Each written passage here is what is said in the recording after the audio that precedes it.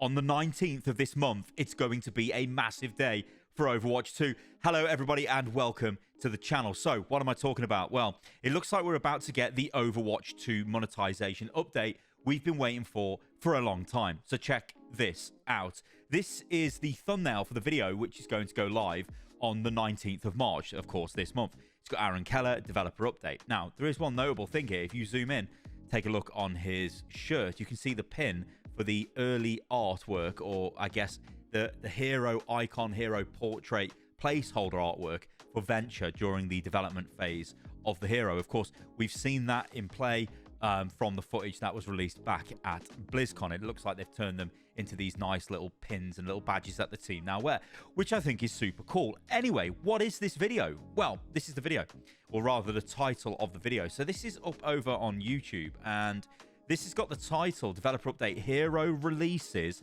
Mythics, and More. Now, look at Aaron's face. He looks quite happy.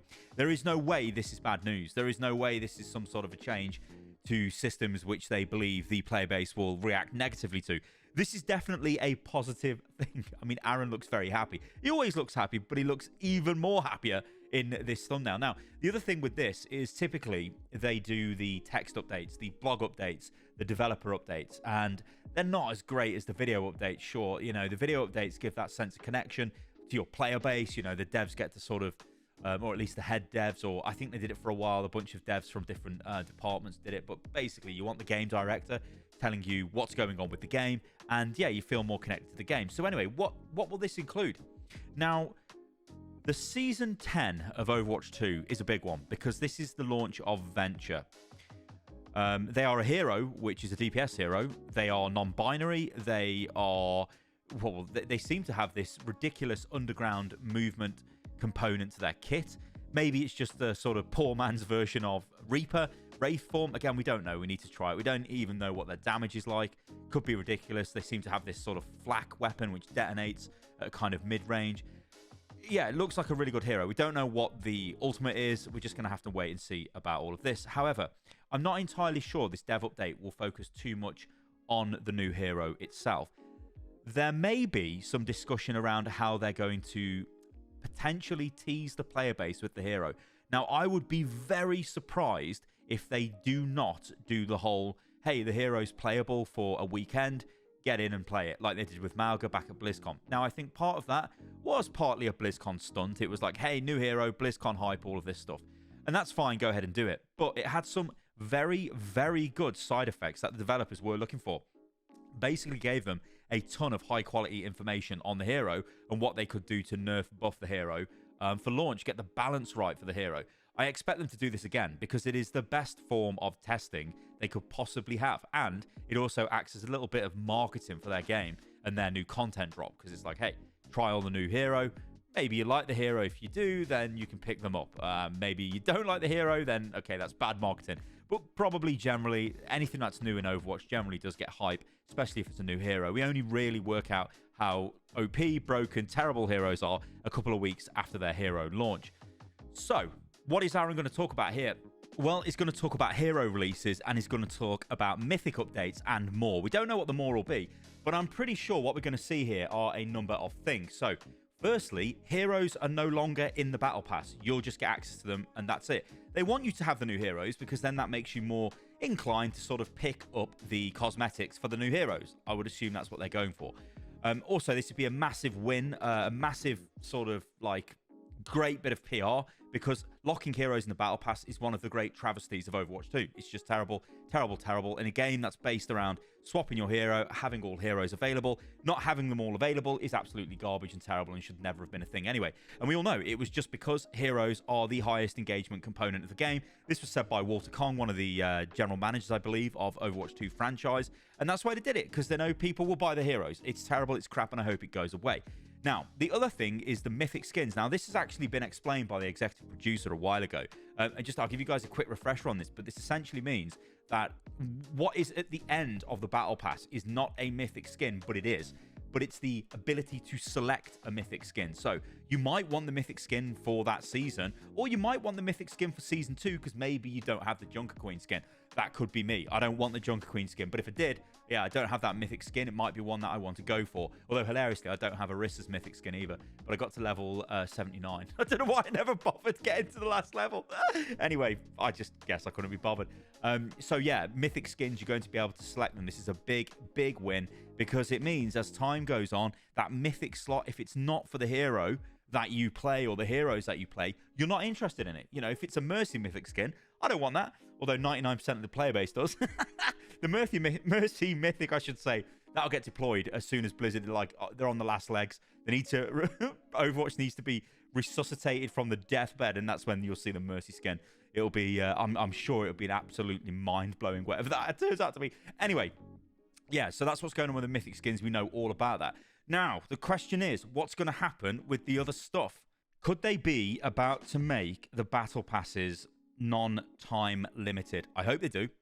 You guys know I've been playing a ton of Helldivers, and that game is killing it when it comes to its war bond system, a different take on the battle pass system, and there's no FOMO. They're just all available all the time. You can, of course, earn the premium currency by just playing that game as well, which you can't do in Overwatch 2, which leads me to my next point. Premium currency in the battle pass, or some way to earn premium currency in higher levels than we actually can, so they're usable. Putting them straight in the battle pass would be a big win. If they do this, I will be all for it.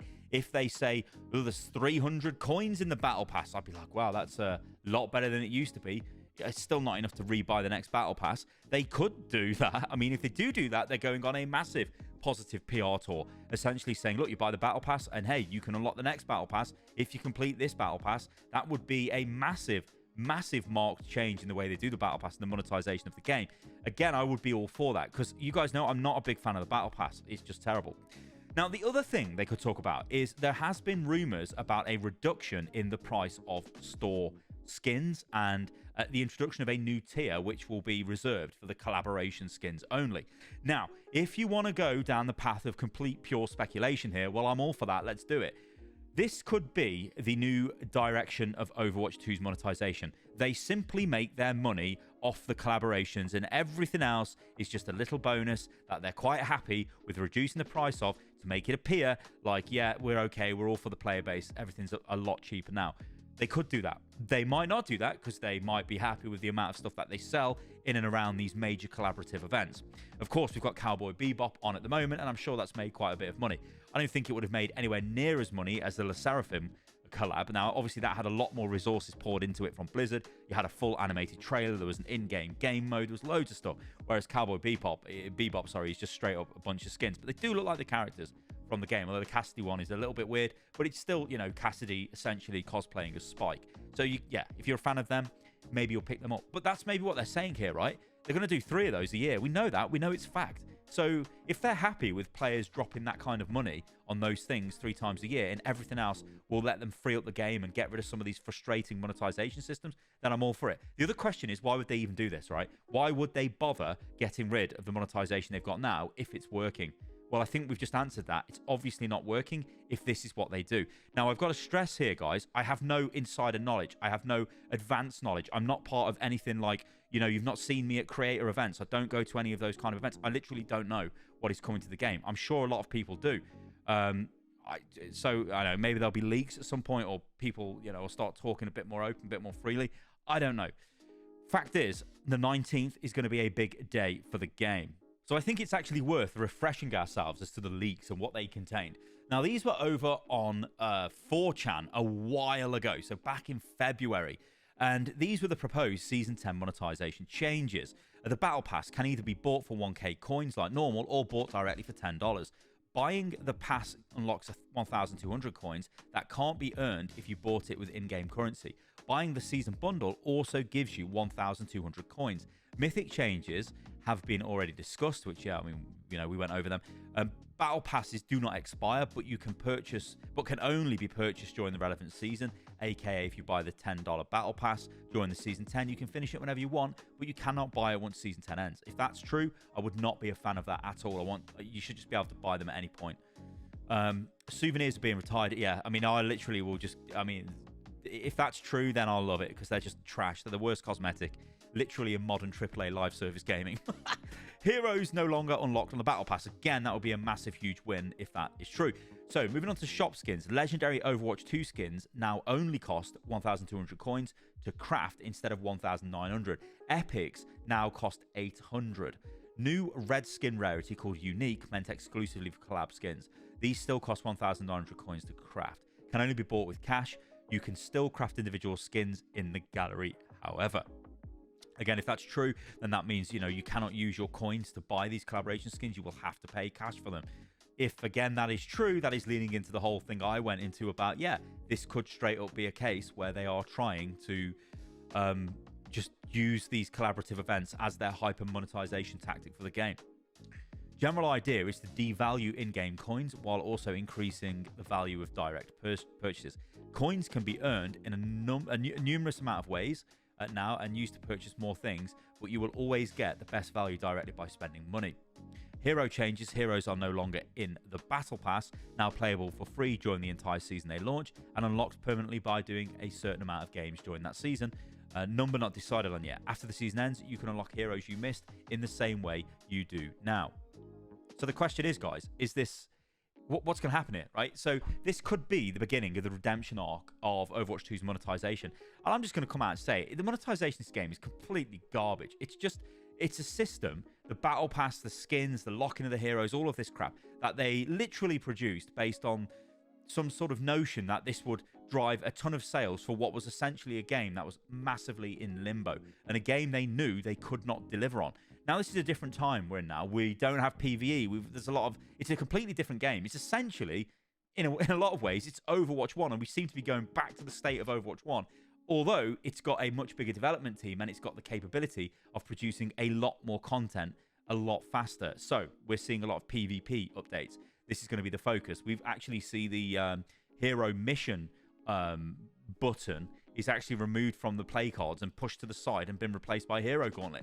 That might be a permanent thing. It might not. I don't think we'll ever see hero missions in this game again. If we do, they'll be heavily stripped down versions of what they are. The entire team working on them were essentially fired. So unless they had some ready and finished to go, then I don't really think we're going to see any of them.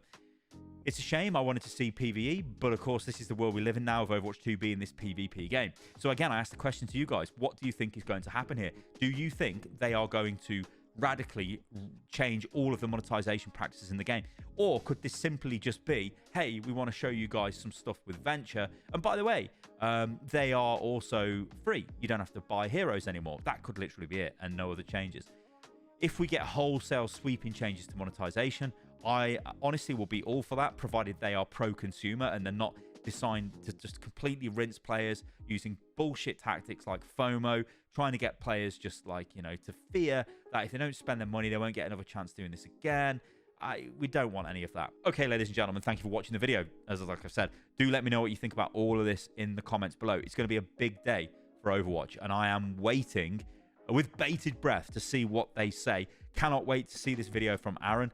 And as I say, guys, I've got no knowledge of what's going to be in this. We can only go off the leaks and go off, I guess, what I kind of want in the game, and I guess what you guys kind of want in the game as well. All right, guys, catch you on the next one. See you soon.